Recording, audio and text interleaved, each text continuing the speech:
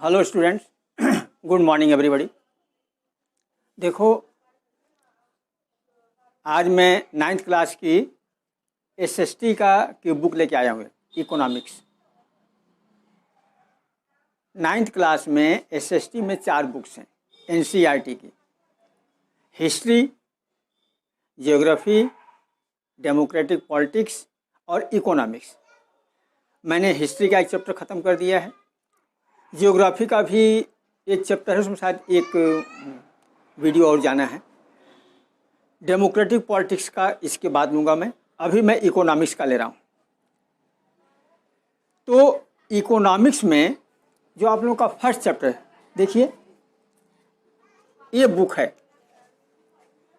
Economics की ये book है। इस बुक में जो फर्स्ट चैप्टर है वो है the story of village Palampur. The story of village Palampur. देखिए ये क्या है, एक कहानी के रूप में है, एक स्टोरी के रूप में है।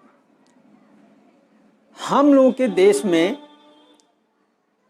खास तौर से गाँव में इकोनॉमिक एक्टिविटी कैसे चलती है, आर्थिक कार्यकलाप कैसे चलते हैं।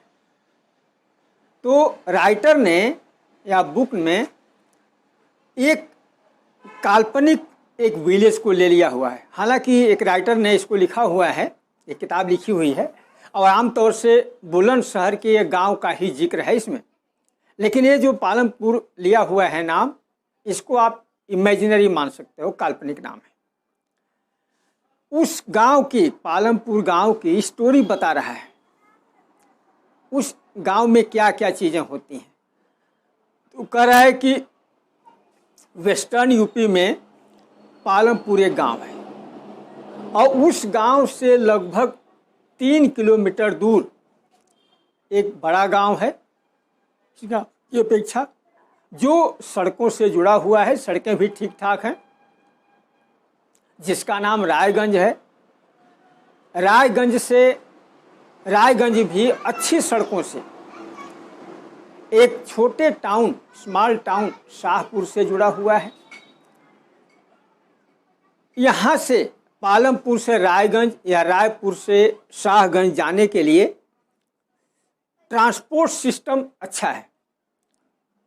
क्योंकि कहानी पहले की है तो इसमें बोलक कार्ट, बैलगाड़ियाँ, टांगा जिसको घोड़े खींचते हैं, बोगी जिसको बैल वगैरह भी खींचते हैं, बोगी आती हैं। ये चीज़ें सब ट्रांसपोर्ट के साधन हैं जो कि ट्रेडिशनल हैं। ये ट्रांसपोर्ट के ट्रेडिशनल पारंपरिक साधन हैं जो पुराने समय से चले आ रहे थे। क्योंकि कहानी पुरानी है। गांव के लोग फसलें उगाते हैं जिसमें जैगरी का नाम दिया हुआ है। जैगरी कहते हैं गुड़ को, गीला गुड़ और गुड़ की जो भेली बनाई जाती है उसको जैगरी कहा जाता है।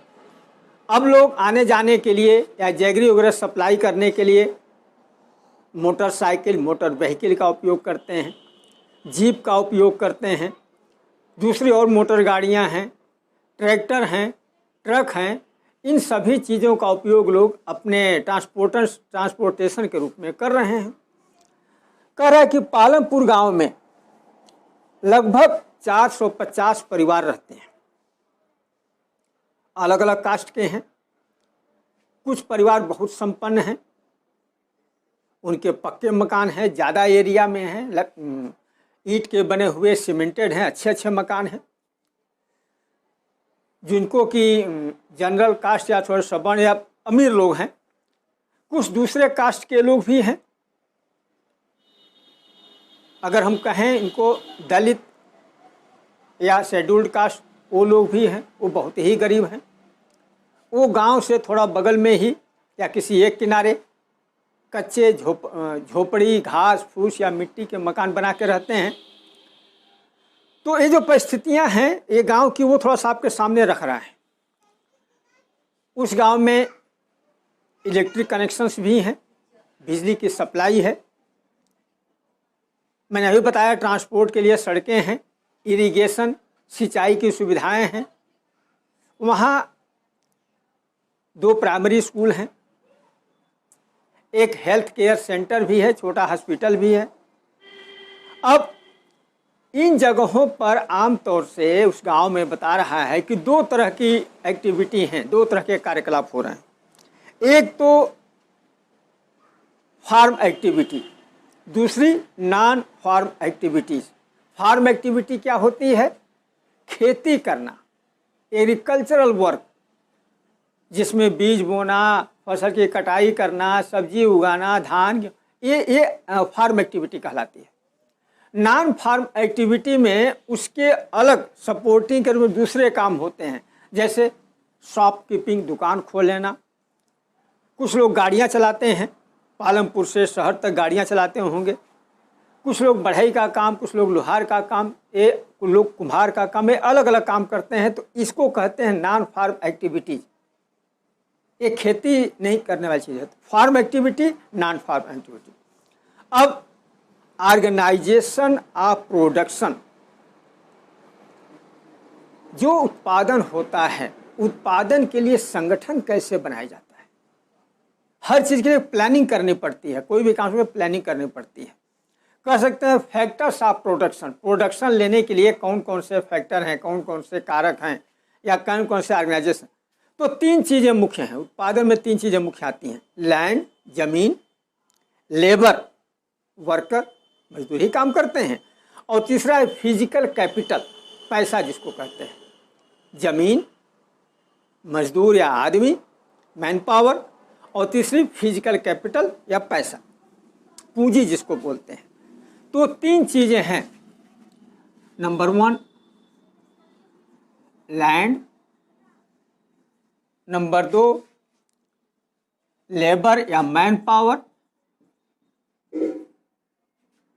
नंबर 3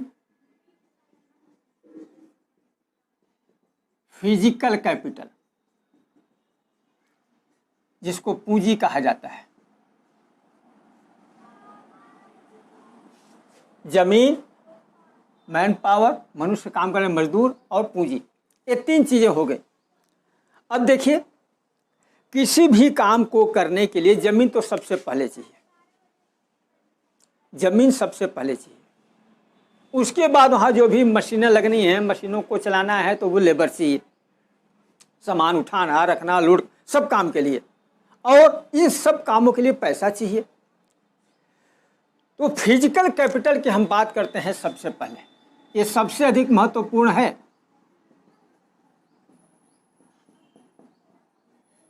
फिजिकल कैपिटल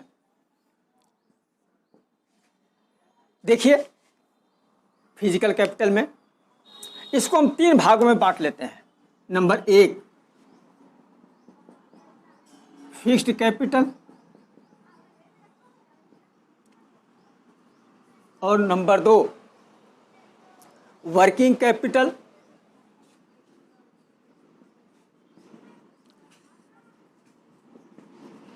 और नंबर 3 में आ जाएगा ह्यूमन कैपिटल, जो मैंने बात कर रहा था लेबर की, ह्यूमन कैपिटल।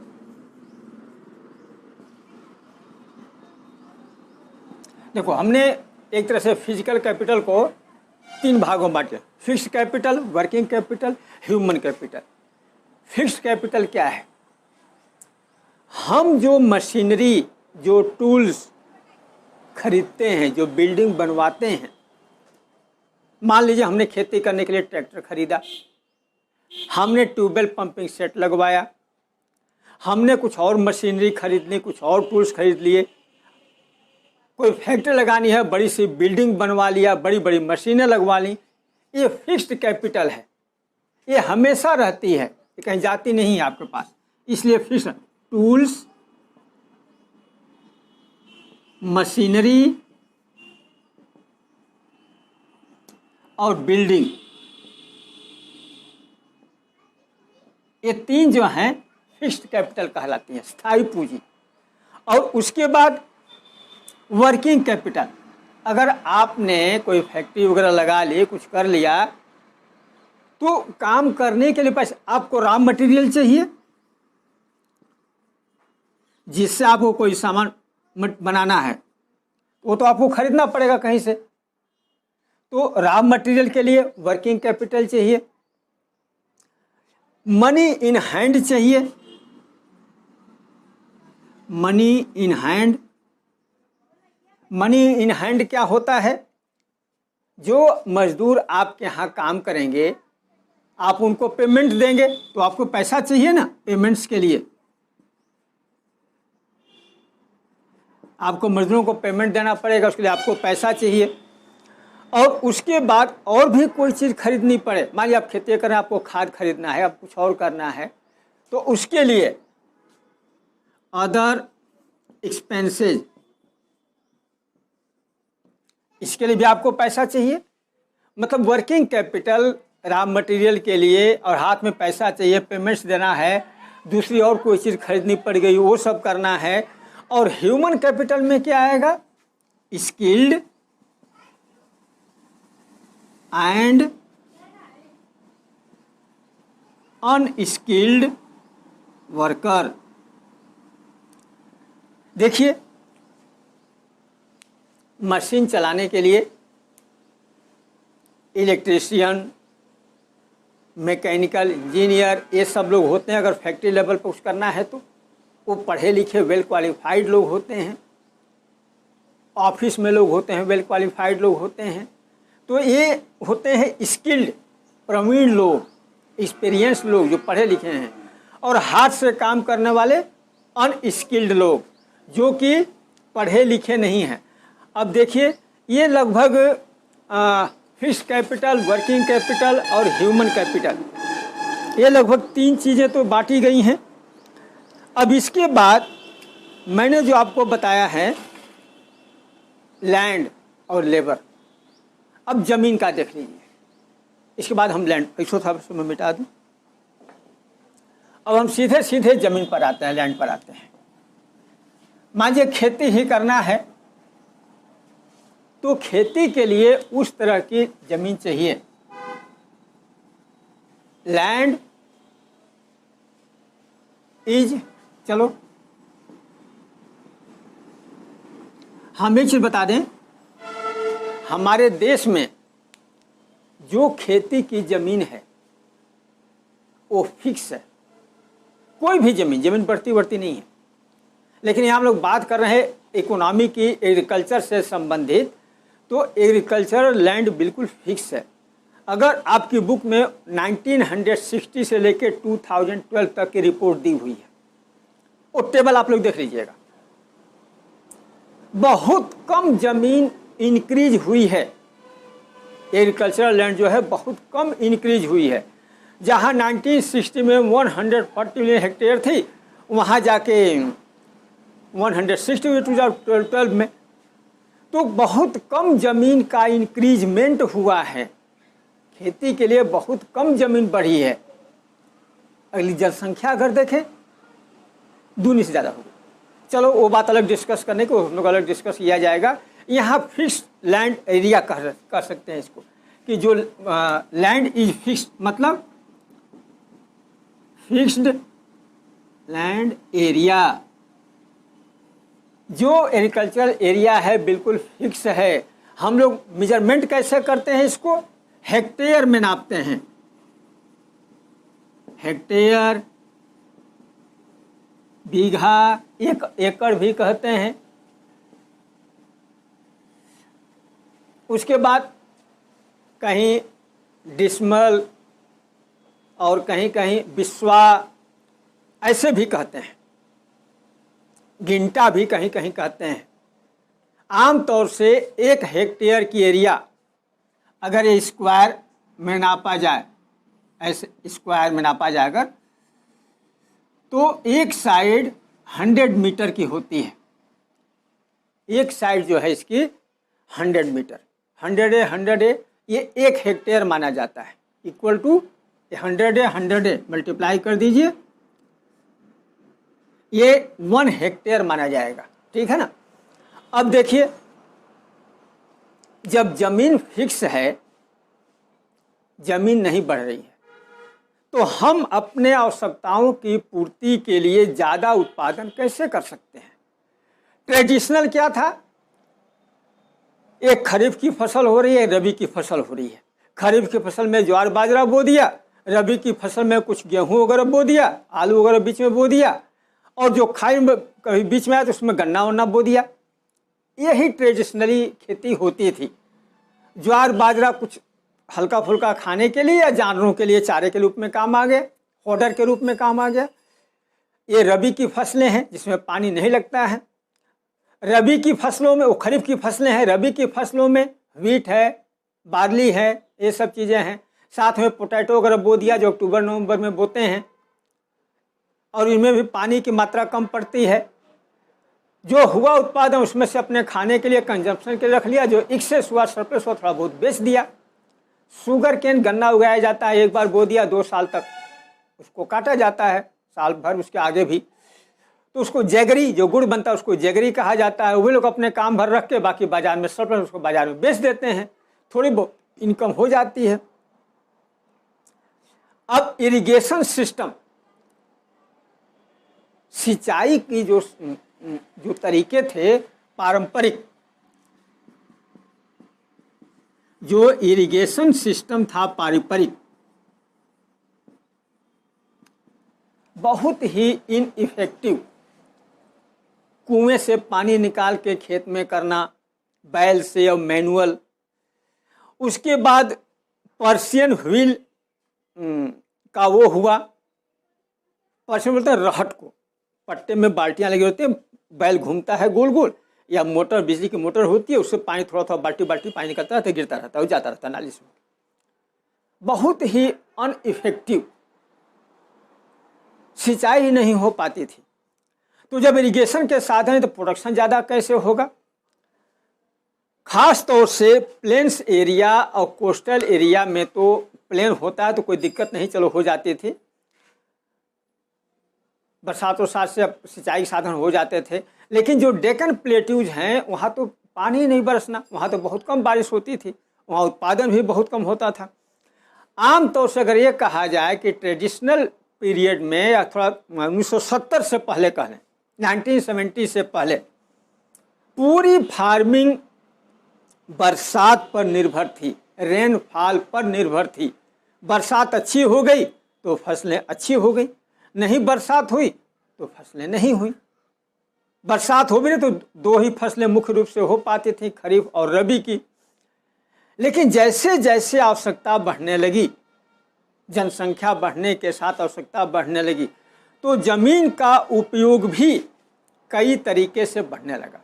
अब देखो, पहले जो क्रॉपिंग थी 2 क्रॉप्स इन ए ईयर, अब मल्टीपल क्रॉपिंग,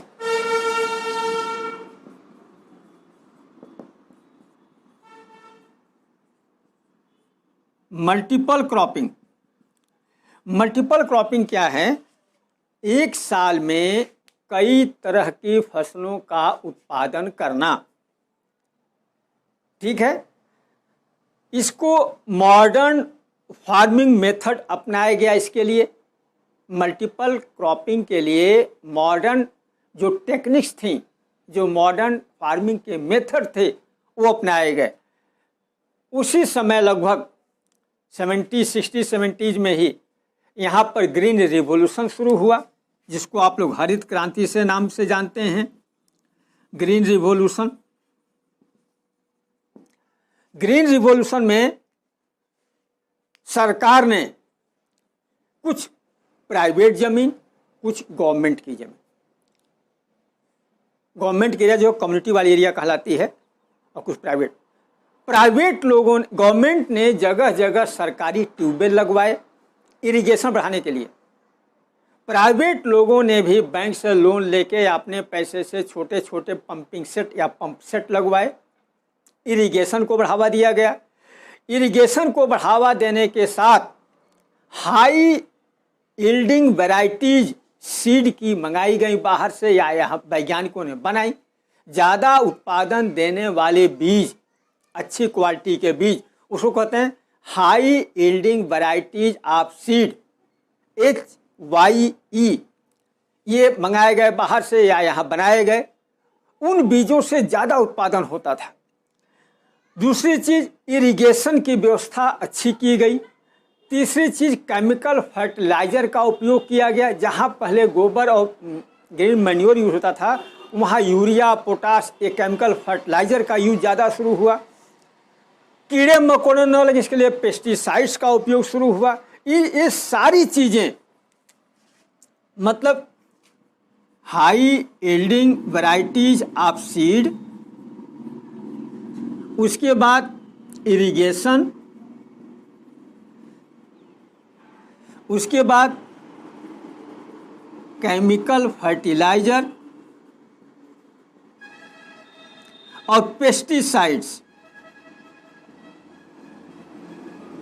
इन सभी चीज़ों का उपयोग करके उत्पादन को दोगुने से भी ज़्यादा बढ़ा दिया गया। मैं आपको बता दूं, जहां पहले 1300 kg पर हेक्टेयर प्रोडक्शन होता था, वहां 3200 kg पर हेक्टेयर प्रोडक्शन। बताइए, दूने से भी 2.5 गुना हो गया लगभग, इतना प्रोडक्शन बढ़ गया। अब पंजाब, हरियाणा, वेस्टर्न उत्तर प्रदेश, ये पालमपुर की कहानी है तो वो इस इलाके को लिया हुआ है। पंजाब, हरियाणा, वेस्टर्न उत्तर प्रदेश, यहाँ के लोगों ने इरिगेशन को, मॉडर्न फैसिलिटी, इरिगेशन को, हाई यील्डिंग वैरायटीज़ को, केमिकल फर्टिलाइज़र का उपयोग, पेस्टिसाइड का उपयोग, इसका बड़ी मात्रा में प्रयोग करना शुरू किया अपने उत्पादन को बढ़ाने के लिए। अब क्या हुआ, ज़्यादा उत्पादन होता था, अपने खाने के रख रहे, बाकी ज़्यादा बेचने लग गए, उनको ज़्यादा प्रॉफिट होने लग गई। जो भी सरप्लस था, ज़्यादा बचता था, ज़्यादा प्रॉफिट होने लग गई। तो वहाँ के लोग खेती से ही खूब ज़्यादा पैसा कमाने लग गए। एग्रीकल्चर फार्मिंग जो है वहाँ से खूब पैसा कमाने लग गए। अब देखिए, ये जो चैप्टर है इसको मैं 2-3 पार्ट में भेजूंगा। थोड़ा सा बड़ा चैप्टर है ये, थोड़ा थोड़ा आप लोग पढ़िए। और ये बहुत ही इंटरेस्टिंग चैप्टर है। जो आप लोगों के घर के आसपास खेती होती है, लगभग आजकल जो मॉडर्न देखते हो लगभग यही चीज़ें हैं। ट्रैक्टर का प्रयोग कैसे होने लगा, थ्रेसर का प्रयोग शुरू हो गया, हार्वेस्टर का प्रयोग शुरू हो गया, ये सब चीज़ें मॉडर्न टेक्नोलॉजी आ गई, ठीक है ना। और चीज़ें हम लोग बाद में डिस्कस करते चलेंगे, जैसे ये सब चीज़ें हैं ना, ह्यूमन वगैरह का, लैंड यूज वगैरह का, ह्यूमन का, हम लोग आगे आगे डिस्कस करते चलेंगे, ठीक है। आज इस वीडियो में इतना ही। वीडियो को बड़े ध्यान से देखना, पढ़ना, लाइक करना और सब्सक्राइब जरूर करना, ताकि आपको इस चैनल पर और चीज़ें मिलती रहे। स्कूल चले तो भी, स्कूल नहीं चले तो भी आप लोगों को ज़्यादा मैक्सिमम चीज़ें आप लोगों को अवेलेबल हो, ठीक है। Thank you everybody.